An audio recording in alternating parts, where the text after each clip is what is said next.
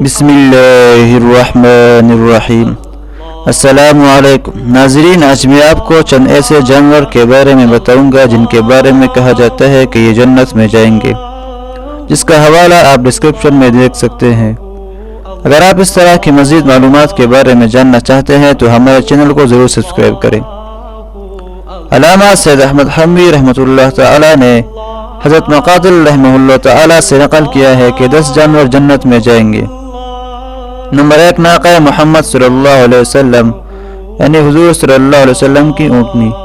Number 2 ناقہ صالح علیہ السلام۔ Number 3 Najal ابراہیم علیہ السلام یعنی ابراہیم علیہ السلام کا بچڑا۔ نمبر 4 کبش اسماعیل علیہ السلام، اسماعیل علیہ السلام کا دمبا۔ نمبر 5 بقرہ موسیٰ علیہ السلام، موسیٰ علیہ السلام کی گائے۔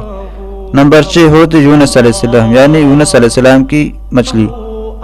نمبر 7 حمار عزیر علیہ السلام یعنی عزیر علیہ السلام کا گدھا۔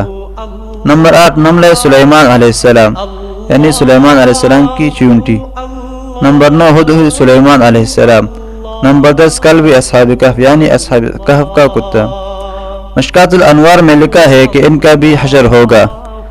ناظرین، اگر آپ کو یہ ویڈیو پسند آئی ہے تو اس ویڈیو کو لائک کر دیں اور اس طرح کی مزید معلوماتی ویڈیوز کے لیے ہمارے چینل کو سبسکرائب کریں۔ ملتے ہیں انشاءاللہ اگلی ویڈیو میں، تب تک کے لیے اللہ حافظ۔